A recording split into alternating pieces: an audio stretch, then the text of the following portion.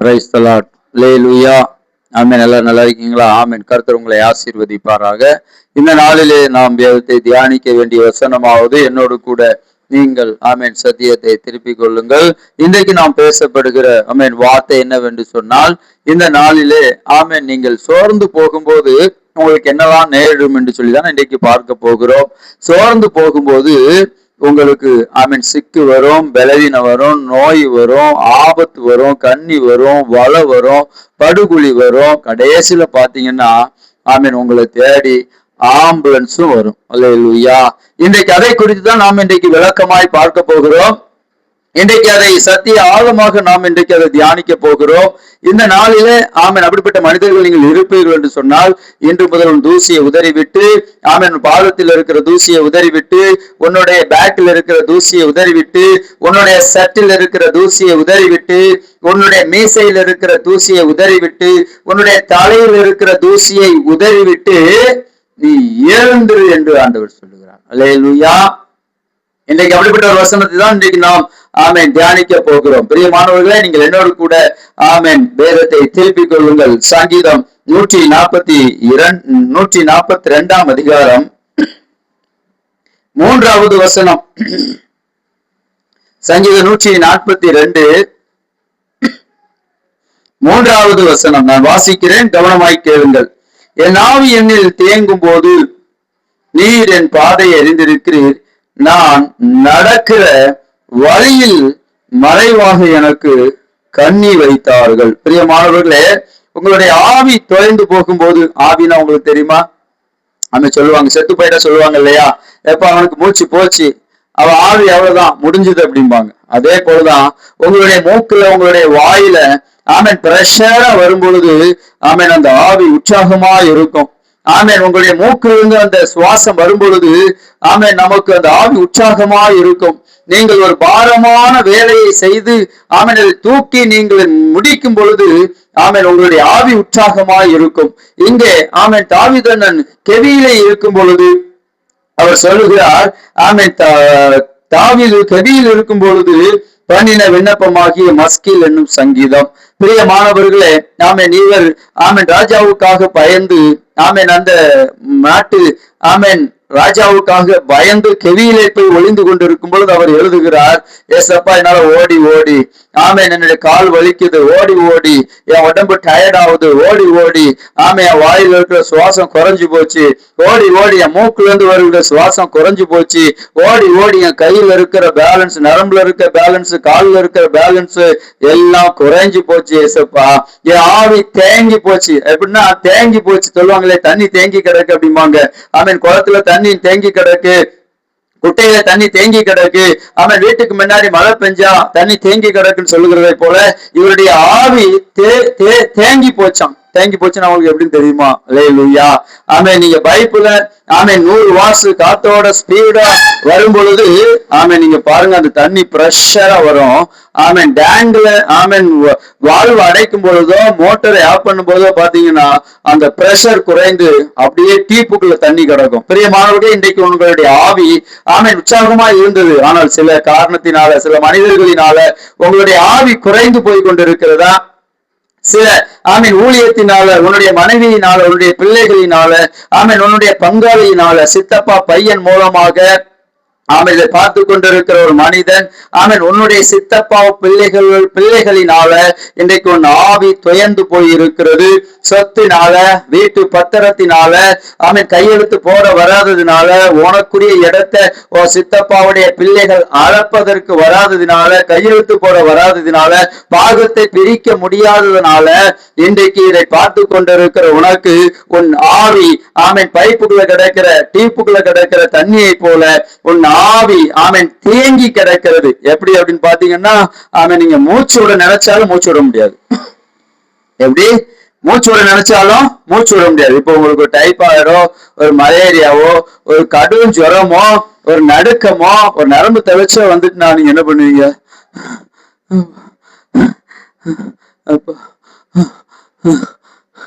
இதுதாங்க தேங்கி கிடக்கிறது. இது நல்ல குளுக்கோஸ் எல்லாம் போட்டு ஒரு 15 நாள் கழிச்சு பீப் கறி, மட்டன் கறி, முட்டை அதெல்லாம் சாப்பிட்டு டேப்லெட் எல்லாம் சாப்பிட்டு ஒரு 15 நாள் கழிச்சு அதுக்கப்புறம் நீங்க வேலைக்கு போகும்போது நீங்க என்ன பண்ணுவீங்க? என்று சொல்லுவீர்கள். பிரியமானவர்களே, அப்படிப்பட்ட சூழ்நிலையிலே தாவீது அங்கே கெவியிலே இருக்கிறார். இப்படிப்பட்ட சூழ்நிலை இன்றைக்கு நீ வீட்டிலே இருந்து என் சொத்து பத்துக்களை பத்திரங்களை என் சித்தப்பா பிள்ளைகள் வரமடக்கிறார்கள், என் சித்தப்பா பிள்ளைகள் அதை கையெழுத்து போட மடக்கிறார்கள், என் சித்தப்பாவுடைய பிள்ளைகள் என் பக்கமாய் வரமடக்கிறார்கள், பாகம் பிரிக்க வரமடக்கிறார்கள், என்னை சஞ்சலப்படுத்துகிறார்கள், என்னை இழுத்தடிக்கிறார்கள், என்னை லேட் பண்ணுகிறார்கள், என்னை தாமதம் பண்ண வைக்கிறார்கள் என்று சொல்லி இந்த செய்தியை பார்த்து கொண்டிருக்கிற உன்னை பார்த்துதான் ஆண்டவர் சொல்லுகிறார். இப்படிப்பட்ட சூழ்நிலையில நீ தேங்கி போயிருக்கிற உன்னுடைய ஆவி தேங்கி போயிருக்கிறது என்று சொல்லுகிறார். பிரியமானவர்களே, இன்றைக்கு அநேகருடைய ஆவி தேங்கி போய் கிடக்கிறபடியினாலே அவர்கள் சோர்ந்து போகிறார்கள், அவர்கள் தளர்ந்து போகிறார்கள், அவர்கள் மடிந்து போகிறார்கள். பிரியமானவர்களே, இங்கே தாவீது சொல்லுகிறார், மறைவான கண்ணி எனக்கு வைத்தார்கள். பிரியமான, நீங்க சோர்ந்து போயிட்டீங்கன்னா எதையுமே மேற்கொள்ள முடியாது. புரியுமா உங்களுக்கு? சோர்ந்து போயிட்டீங்கன்னா உங்களால எதையுமே மேற்கொள்ள முடியாது, செய்ய முடியாது, கண்டினியூ பண்ண முடியாது, ஃபாலோ பண்ண முடியாது, சக்சஸ்ஃபுல்லா அதை முடிக்க முடியாது. ஏன்னு சொன்னா உங்க ஆவி எங்க இருக்கு? அப்படியே கழுத்துக்கும் வயிற்றுக்குள்ளே மட்டும்தான் இருக்கு. அல்ல, பிரஷர் இல்ல, பிரஷர் இல்ல. ஏன்னா தேங்கி போய் கிடக்கு. நீங்க ஆத்து ஓரத்துல நீங்க வேலைக்கு போறவங்க, வயக்காட்டுக்கு வேலைக்கு போறவங்க, எங்க ஊர்ல எங்க ஆத்தை தாண்டிதான் எல்லாருக்குமே வயல் இருக்கு. அந்த வயலுக்கு அவங்க தண்ணீர் குடிக்க போக, அறுக்கவோ விதைக்கவோ போகும்போது இந்த ஆத்து தண்ணீரை குடிக்க மாட்டார்கள். ஏன்னு சொன்னா அதுல குட்டை தண்ணீர் வரும், வீட்டு தண்ணீர் வரும், வாய்க்கால் தண்ணீர் வரும், வரப்பு தண்ணீர் வரும், மருந்தடித்த தண்ணீர் வரும். ஆகையால அந்த ஆத்து தண்ணீரை குடிக்க மாட்டார்கள். அதுல ஒரு அரை மணி நேரம் உட்கார்ந்து ஊற்றை தோண்டி தண்ணியை இறைத்து இறைத்து இறைத்து இறைத்து அதுல இருந்து வருகிற பிரஷ் நீரை நல்ல பியூரான தண்ணீரை குடித்து விட்டு போவார்கள். பெரியமானவர்களை பாத்தீங்கன்னா வரும்போதும் அப்படியே தேங்கி கிடக்கும். அல்லேலூயா. ஆனா ஆற்றுல தண்ணி ஸ்பீடா போய்கொண்டே இருக்கும். அதே போல சூழ்நிலையை இன்னைக்கு அநேகர் பார்த்து கொண்டு இருக்கிறீங்க. அப்படிப்பட்டவர்களுக்கு ஆண்டவர் உங்களை பார்த்து சொல்கிறார், சோர்ந்து போகாதே, சோர்ந்து போகாதே, சோர்ந்து போகாதே. இங்கே நீ சோர்ந்து போனால் உனக்கு கண்ணி வரும், உனக்கு பலவீனம் வரும், உனக்கு சோர்வு வரும், உன்னுடைய வியாதி வரும், அல்சர் வரும். இரண்டாவதாக உனக்கு கடைசியில் ஆம்புலன்ஸும் வரும். அல்லேலூயா. ஆனால் இங்கே தேவனுடைய வார்த்தை சொல்கிறது, ஆண்டவரே அப்பா நான் தேங்கி போய் நிக்கிறேன், அதனால இவங்க என்ன பண்ணிட்டாங்கன்னா நான் சோர்ந்து போயிட்டேன், நான் விழுந்து போயிட்டேன், நான் ஒளிஞ்சு போயிட்டேன், நான் அழிஞ்சு போயிட்டேன், இவன் வரமாட்டான், இவன் அவ்வளவுதான் க்ளோஸ்ன்னு சொல்லி அவனுக்கு கண்ணி வைக்கிறாங்க. அல்லேலூயா. எனக்கு உடனே அப்படிதான் அநேக நினைச்சிட்டு இருக்காங்களா? வீட்டுல, வேலை ஸ்தலத்துல, ஆபீஸ்ல, நெல் குடோன்ல நீ சூப்பர்வைசரா இருக்கிற, நெல் குடோன்ல நீ சூப்பர்வைசரா இருக்கிற, நீ ஸ்பீடா வேலை செய்ய மாட்டேன்னு சொல்லி உனக்கு மேல இருக்கிற கவர்மெண்ட் அதிகாரி உன்னை பார்த்து கொண்டே இருக்கிறார். பிரியமானவர்களே, உன்னுடைய ஆவி தியங்கும் பொழுது, தேங்கி நிற்கும் பொழுது உன்னால ஸ்பீடா செய்ய முடியாது, உன்னால ஸ்பீடா செய்ய முடியாது. நெல் களத்துல, நெல் களஞ்சியங்களில, நெல் குடோன்ல சூப்பர்வைசரா ஒர்க் பண்ணி கொண்டு இருக்கிற, உன்னை ஸ்பீடா வேலை செய்ய மாட்டேங்கிற என்று சொல்லி நெல் குடோன்ல இருக்கிற உன்னிலும் அதிகமான அதிகாரிகள் வந்து உன்னை திட்டுகிறார்கள், உன்னோடு வழக்காடுகிறார்கள். ஸ்பீடா செய்ய என்று சொல்லி உன்னை ஏதோ வார்த்தைகளை சொல்லி உன்னை புண்படுத்தும் பொழுது உன்னுடைய ஆவி என்ன செய்யும் அப்படின்னு பார்த்தனா அப்படியே தேங்கி போயிடும். அல்லேலூயா. ஊற்றின் தண்ணீரை போல, குட்டையின் தண்ணீரை போல, வீட்டு முற்றத்திலே மழை பெய்தால் வடிகிற தண்ணீரை போல உன்னுடைய ஆவி என்ன செய்யும் அப்படின்னு பார்த்தனா தேங்கி போய் நிற்கும். பிரியமானவர்களே, இங்கே தாவீதுடைய வாழ்க்கையில் எவ்வளவு பாடுகள், பட்டினிகள், வேதனைகள், அடி உதைகள், குத்து வெட்டுகள், கொலைகள், இரத்த கரைகள், இப்படியாய் ஓட்டங்கள், நடுக்கங்கள், பசி, வறட்சிகள், ட்ரெஸ் இல்லாம பழைய ட்ரெஸ் போட்டுக்கொண்டு, ஷூக்கள் இல்லாம தேஞ்சி ஒரு கெவியிலே போய் அவன் ஒளிந்து கொள்ளுகிறார். பிரியமானவர்களே, எப்படிப்பட்ட ஒரு தேக்கம். அல்லேலூயா. உங்களுக்காக ஒரு எக்ஸாம்பிள் சொல்றேன். கழுத்துல இருந்து வயிற்று வரைக்கும் கொஞ்சமா தண்ணி தேங்கி கிடைச்சுன்னா அப்படியே கொஞ்சம் ஓடும். எப்படி ஓடும்னா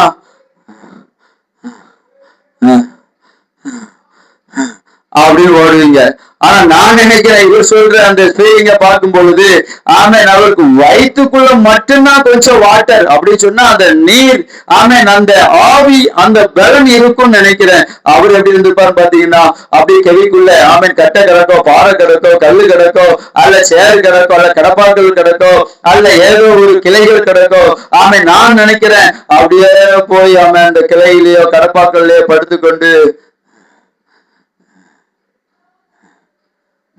என்று சொல்லுவார். பிரியமானவர்களே, இதுதான் அவர் சொல்லுகிறார், என்னுடைய ஆவி ஆமன் தேங்கி போச்சு, தேங்கி போச்சு, தேங்கி போச்சு என்று அவர் எவ்வளவு வேதனையோடு சொல்கிறார். இன்றைக்கும் ஆமன் சொத்து பத்திரத்தை விற்க முடியாம, பத்திரத்துல கையெழுத்து போட முடியாம, பாகத்தை அளக்க முடியாம ஆமன் இருக்கிற உன்னை பார்த்து சொல்லுகிறார், உன் ஆவி சோர்ந்து போய்விட்டதா? நீ கவலைப்படாதே, நீ சோர்ந்து போகாதே, நீ தளர்ந்து போகாதே, நீ வியாதிப்பட்டு போகாதே, நீ மனம் உடைந்து போகாதே. உன்னை எழுப்பும்படி கர்த்தருடைய வார்த்தை வருகிறது, உன்னை தட்டி எழுப்பும்படி கர்த்தருடைய வார்த்தை வருகிறது, உன்னை உற்சாகப்படுத்தும்படி கர்த்தருடைய வார்த்தை வருகிறது, உன்னை மறுபடியும் தட்டி எழுப்பும்படி எலியாவை போல தூதன் இந்த நாளிலே உன்னை பார்த்து பேசிக் கொண்டிருக்கிறார். கவலைப்படாத, ஐ டோன்ட் கேர் அப்படி சொல்லு. ஐ டோன்ட் கேர் சொல்லு. அதனால தான் நான் சொன்னேன், காலில் இருக்கிற தூசியை உதறு, ஆமன் பெடாக்ஸ்ல இருக்கிற தூசியை உதறு, சட்டையில இருக்கிற தூசியை உதறு, உன் மீசையில இருக்கிற மண்ணை தொடச்சு போட்டு ஆமே நீ மூவ் பண்ணி போயிட்டே இரு என்று உன்னை பார்த்து சொல்லுகிறார். அதே போல நெல் குடல்ல சூப்பர்வைசரா இருக்கிற உன்னை பார்த்து சொல்லுகிறார், உன் ஆவி சோர்ந்து போய் இருக்கிறதா? உனக்கு தேங்கி போய் இருக்கிறதா? தேங்கி போய் இருக்கிறதா? தேங்கி போய் இருக்கிறதா? எப்பேற்பட்ட தேக்கங்களாக இருந்தாலும் இயேசு உன்னிடத்திலே வரும்போது, சத்தத்தை நீ பார்க்கும் பொழுது, நீ ஜெபிக்கும் பொழுது, தேவனே, இயேசுவே, பரிசுத்த ஆவியானவரே, பிதாவே, கர்த்தரே, யெகோவா தேவனே, என்னை ஆமென் உயர்த்தும், என்னை இரட்சியும், உம்முடைய ஆவி என்னை தாரும் என்று நீ இந்த வேளையில் குரலில் இருக்கும் பொழுது, நீ கூப்பிடும் பொழுது ஆமென் உனக்கு தேவ ஆவியை எலியாவை தட்டி எழுப்பின தூதன் உன்னை தேடி வருவான். பிரியமானவர்களே, எவ்வளவோ சோர்வுகள் அல்லேலூயா எங்களுடைய வாழ்க்கையிலும் ஆமென் மனிதர்கள் மூலமாய் ஆமென் வஞ்சிக்கப்படுகிற ஊழியக்காரர்கள் மூலமாய், கள்ள தீர்க்கதரிசிகள் மூலமாய், ஆமென் ஆட்டு மயிரை போற்றிக் கொண்டு ஆமென் வருகிற ஊழியக்காரர்கள் மூலமாய், பொறாமை போட்டி நிறைந்த ஊழியக்காரர்கள் மூலமாய், பொல்லாத கேடும் கபடும் கிறுக்குள்ள பொல்லாத ஆமென் மனிதர்கள் மூலமாகவும் எங்களுக்கு எவ்வளவோ சோர்வுகள் வருகிறது. ஆமென் சோர்ந்து போய் நாங்கள் படுக்கும் பொழுது, கர்த்தாவே கர்த்தாவே என்று இந்த தாழ்வெண்ணை போல கெவியிலோ அல்ல கட்டிலோ பாயிலோ தரையிலோ அல்ல எங்கேயோ ஒரு மீட்டிங்கிலையோ நாங்கள் சோர்ந்து போய் இருக்கும் பொழுது, அங்கே தேவ தூதனுடைய வார்த்தைகள் எங்களுக்கு வந்து எங்களை தட்டி எழுப்பும். பிரியமானவர்களே, அல்லேலூயா. இன்றைக்கு நீ சோர்ந்து போய் இருக்கிறாயா? ஆமென், நீ இந்துவாயிரு, இஸ்லாமியராயிரு, கிறிஸ்தவனாயிரு, யாராவனாயிரு, உன் ஜீவன் தப்ப ஆமென் சபைக்கு ஓடு, உன் ஜீவன் தப்ப ஆமென் சர்ச்சுக்கு ஓடு, உன் ஜீவன் தப்ப தேவனை தேடி ஓடும் பொழுது அவர் உனக்கு தேவ பலத்தை கொடுக்கிறார், அவர் உனக்கு தேவ பலத்தை கொடுக்கிறார், அவர் உனக்கு தேவ பலத்தை கொடுப்பார். ஆமா, எப்படி நாங்களாம் 17 வருஷம் ஊழியம் பண்றோம், ஆமென் 50 வருஷம் 40 வருஷம் 30 வருஷம் ஆமென் எப்படி ஊழியம் பண்றாங்க அப்படின்னு பாக்குறீங்களா? உங்களை காட்டிலும் ஆமென் தாழ்தலை காட்டிலும் சோர்வுள்ள மனிதர்கள் இருக்கிறார்கள். பிரியமானவர்களே, இந்த நாளிலே இந்த சத்தத்தை கேட்கிற நீங்கள் சோர்ந்து போகும் பொழுது அவரே சொல்றாரு, எனக்கு மறைவாய் கண்ணி வைத்தார்கள். அல்லேலூயா. எனக்கு மறைவாய் கண்ணி வைத்தார்கள், எனக்கு விரோதமாய் கண்ணிகளை வைத்தார்கள். ஆமென். சோர்ந்து போனா ஆமென் உன்னை மிரட்டும் பொழுது, உன்னை அடிக்க வரும் பொழுது, உன்னை வெட்ட வரும் பொழுது, உன்னை குத்த வரும் பொழுது, ஆமென் என்று பல்லை கடிக்க வரும் பொழுது நீ பயந்து விடாதே. ஆமென். WW என்கிற அந்த குத்து சண்டையை போல நீயும் வீரமாக துணிந்து நிற்க வேண்டும். ஆமென். உன்னை நோக்கி ஆமென் கிரிக்கெட் பால் வரும்போது ஒரு பேட்டை வைத்து அடிக்கிறதை போல அதை அடித்து சமட்டி எறிய வேண்டும். ஒரு ஃபுட்பாலை போல உன்னிடத்திலே வரும் பொழுது யாருடைய கையில் சிக்காதபடி அந்த ஃபுட்பாலை நீ உதைக்கும் பொழுது அது எல்லாருக்கும் மேலாக பறந்து அது எங்க வேணுமோ அங்கே விழுந்து போகும். பெரிய மாணவனே, இந்த சத்தத்தை கேட்கிற நீங்கள் ஆமென் இப்படி செயல்படும் பொழுது கண்ணிகள் தெளிக்கப்படும், கட்டுகள் அழிக்கப்படும், மந்திரம் அழிக்கப்படும், பொல்லாத மனிதனுடைய கண்ணிகள் வலைகள் தெளிக்கப்படும்.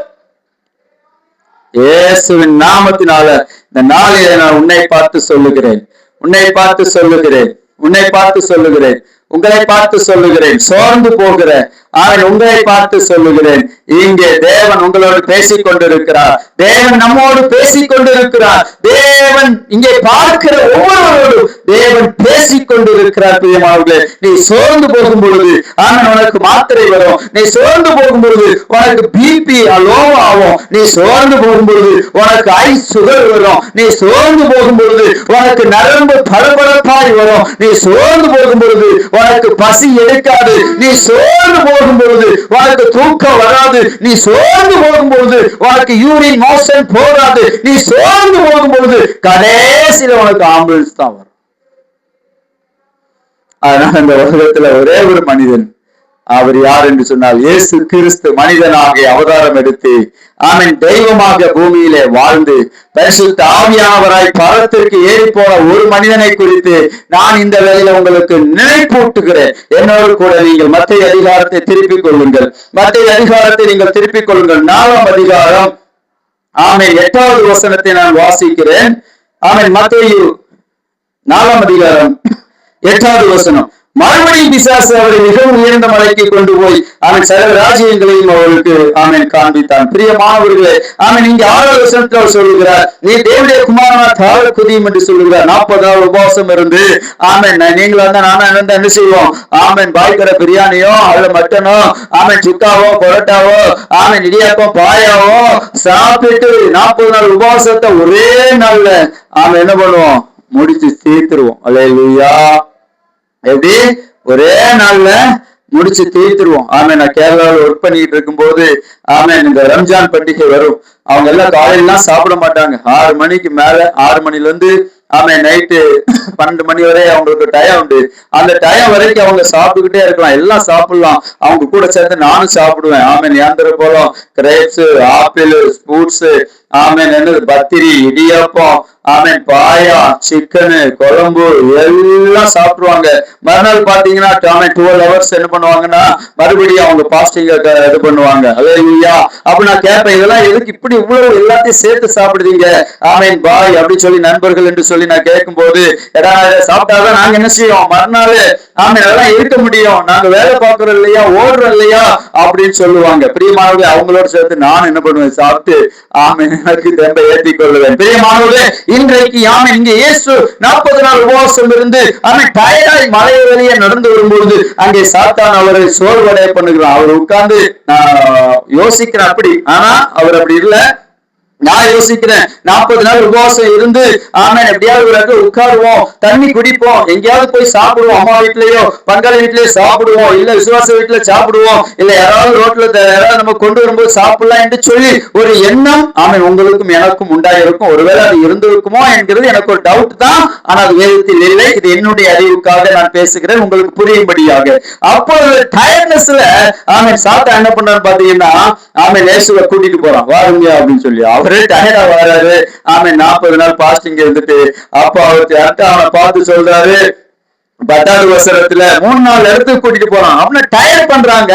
40 நாள் பாஸ்டிங் இருந்துட்டு உங்களால சாப்பிட முடியுமா? ஒரு நேரம் சாப்பிடாம உங்களுக்கு இருக்க முடியுமா? என்னால முடியவே செய்யாது. அல்லேலூயா.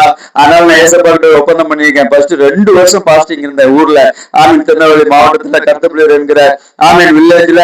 நாங்க அப்போ 2 வருஷம் பாஸ்டிங் இருந்து எப்ப எறும்பெல்லாம் பாத்தீங்கன்னா பூசிலி ஆயிட்டு அப்படின்னு மனைவி சொல்லுவா, சாப்பிடாம வந்து எனக்கு செத்து போயிடாத, 2 பிள்ளைங்க இருக்கு, நாங்க இருக்கிறோம் சொல்லி என் மனைவி என்ன பண்ணுவா, என்ன திட்டுவான். அல்லேலூயா. ஆனாலும் அந்த நேரத்துல தேவனோட இருந்ததுனால, அந்த பக்தி வைராக்கியத்தினால எனக்கு ஒண்ணும் தெரியல. ஆனா அப்படி எல்லாருக்கும் இருக்க முடியாது. அல்லேலூயா. ஒருவேளை நீங்க சாப்பிடாம இருக்கலாம். ஒருவேளை நீங்க நல்லா சாப்பிடுவீங்க, அது உங்களுடைய சாய்ஸ். இங்க ஏசப்பாவும் 40 நாள் உபவாசம் இருந்துட்டு பசியோட பாரத்தோட துக்கத்தோட மெதுவா நடந்து வராரு. பின்னாடி போயிட்டு அவர் மறுபடியும் லேட் பண்றான் பாருங்க. 2 hours 3 hours மறுபடியும் லேட் பண்றான். இங்க வாங்க, அங்க வாங்க, மேல இருந்து குதிங்க, கல் எடுத்து சாப்பிடும் சொல்லி அப்படி லேட் பண்றாங்க. அல்லேலூயா. இயேசு சோர்ந்து போகல பாருங்களேன். அங்க என்ன சொல்றாரு, எனக்கு யாவி தேங்கி போச்சு, நின்று போச்சு, குறைஞ்சு போச்சு, கம்மி ஆயிட்டு அப்படின்னு அவர் சொல்றார். அல்லேலூயா. ஆனா இங்க அவர் சொல்றாரு, சோர்ந்து போகல, தளர்ந்து போகல, நான் யார் தெரியுமா, நான் பிதாவின் குமாரன், நான் யார் தெரியுமா, இந்த உலகத்தை ரசிக்க வந்த தேவகுமாரன், நான் யாருன்னு தெரியுமா, பிதாவால் அனுப்பப்பட்டவர், நான் யாருன்னு தெரியுமா, இந்த உலகத்தை ரசிக்க வந்த மனுஷ குமாரனாகிய இயேசு கிறிஸ்து அப்பாவே சாதாரண என்று சொன்னார். அல்லேலூயா. இதுக்கு எத்தனை நேரம் அப்படி சொல்ல முடியும்? வாய்ப்பே இல்லை. தமிழ்ல சொல்லலாம், வாய்ப்புள்ள ராஜா. அத மாதிரி சேர்த்தான். நானும் அப்படிலாம். அதனால இப்ப நான் ஏசப்பகிட்ட பொருத்தனை பண்ணிருக்கேன். எப்படி பொருத்தனை பண்ணிருக்கேன் தெரியுமா? என்ன மாதிரி நீங்களும் பொருத்தனை பண்ணிடக்கூடாது. அந்த பாஸ்டர் மட்டும் சொன்னாரு. அப்போ இந்த எனக்கும் ஆமா என்ன பண்ணிடக்கூடாது, எதை செய்தி அப்படின்னு சொல்லக்கூடாது. எனக்கும் ஏசப்பாவுக்குள்ள டீல். அல்லேலூயா. அப்போ நான் பாஸ்டிங் இருப்பேன்னு சொல்லி வந்தேன். ஆமா இப்போ காத்து குறைஞ்சதுனால, நரம்புலாம் பலவீனம் ஆனதுனால, உடம்புலாம் மெலிஞ்சதுனால நான் ஏசப்பா கிட்ட ஒரு பொருத்தம் பண்ணிருக்கேன். என்ன எப்படி தெரியுமா? ஏசப்பா, நான் எப்பமெல்லாம் சாப்பிடாம இருக்கணும், அப்பமெல்லாம் நான் பாஸ்டிங். சொல்லுங்க, நான் எப்பமெல்லாம் சாப்பிடாம இருக்கணும், அப்பமெல்லாம் பாஸ்டிங். அல்லேலூயா. அதுக்கு நீங்க என்ன பண்ணிடுறாங்க, பாஸ்டர் அப்ப 3 வேளை சாப்பிட்டுட்டு எப்பமாதான் இருப்பாரு அப்படின்னு. இல்ல இப்பதான் நான் அதை ஏண்டாவது பொருத்தனை பண்ணேன் அப்படின்னு நான் இருக்கிறேன். அல்லேலூயா. பாத்தீங்கன்னா வாரத்துல 2 நாள் தான் இருக்கலாம். ஆனா இங்க சாப்பிடாத நேரம் கூட அதுக்குன்னு ஏசப்பா என்ன பண்ணுவாரு, சில இடத்துல சாப்பாடே தர மாட்டாரு. தண்ணி, டீ, வடை, காபி போதும் அப்படின்னு சொல்லிட்டு நான் அதை தைரியப்படுத்திக் கொள்வேன். சோர்ந்து போக மாட்டேன். பிரியமானவர்களே, பசி இருக்கும்போது நல்ல முறையிலே சாப்பிடுவேன். பசி இல்லாத நேரத்துல பாஸ்டிங் என்று சொல்லி நான் தேவனோடு ஒப்புரவாகிக் கொள்வேன். இங்கே தேவன் உபவாசம் இருந்து சோர்வோடு, களைப்போடு, டயர்டோடு, பசியோடு அவர் வருகிறார், தாகத்தோடு வருகிறார், அவர் டயர்டாகி வருகிறார், நடந்து வருகிறார், மலை மேலே அவர் ஏறி வருகிறார். அப்பொழுது இந்த சாத்தான் அவனை இயேசு கிறிஸ்துவை டயர்ட் பண்ணுகிறான், லேட் பண்ணுகிறான், ஸ்லோ பண்ணுகிறான். இவர் என்ன பண்றான், சோதிக்கிறான். ஆனா ஏசப்பா சொன்னாரு, 10வது வசனத்தை என்னோட கூட வாசிங்க. மத்தேயு 4:10. அப்பொழுது இயேசு, அப்பாவே சாத்தானே, உன் தேவனாகிய கர்த்தரை பணிந்து கொண்டு ஓடி போய்விடு. எப்படி நீங்கள் சொல்லணும், இயேசு நாமத்தினால ஓடிப்போ. எப்படி ஓடிப்போன்னு சொல்லக்கூடாது. அப்பால போ, அப்பால போ, என் இதயத்தை விட்டு அப்பால போ, என் வயிற்றை விட்டு அப்பால போ, என் கண்ணை விட்டு அப்பால போ, என்னுடைய நரம்பை விட்டு அப்பால போ என்று இந்த வார்த்தையை பிடித்துக் கொள்ளுங்கள். மத்தேயு 4:10 வசனத்தை நீங்கள் எப்பொழுது எடுத்துக் கொள்ளுங்கள். பசி வருதா? பசி இருக்கும்போது, உங்களுக்கு சாப்பாடு இருக்கும்போது பசி வருதா? சாப்பிட்டு விடுங்க. பசி இல்லை அப்படின்னு சொன்னா இயேசுவின் நாமத்தினாலே பசியை கொடுக்கிற, என்னை பலவீனப்படுத்துகிற, சோர்வு பண்ணுகிற சாத்தானே அப்பாலே போ சொல்லுங்க. அல்லேலூயா. இன்றைக்கு எத்தனை பேர் அப்படி சொல்ல முடியும்? ஆனா இயேசு சொன்னார் பாத்தீங்களா? அல்லேலூயா.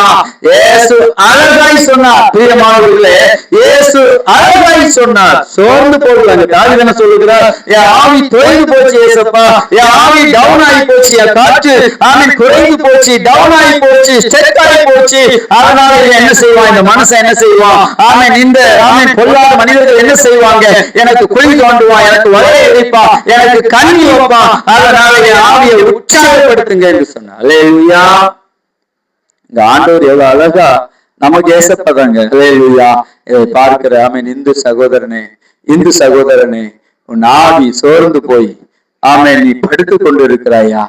நீ அழுது கொண்டு இருக்கிறாயா?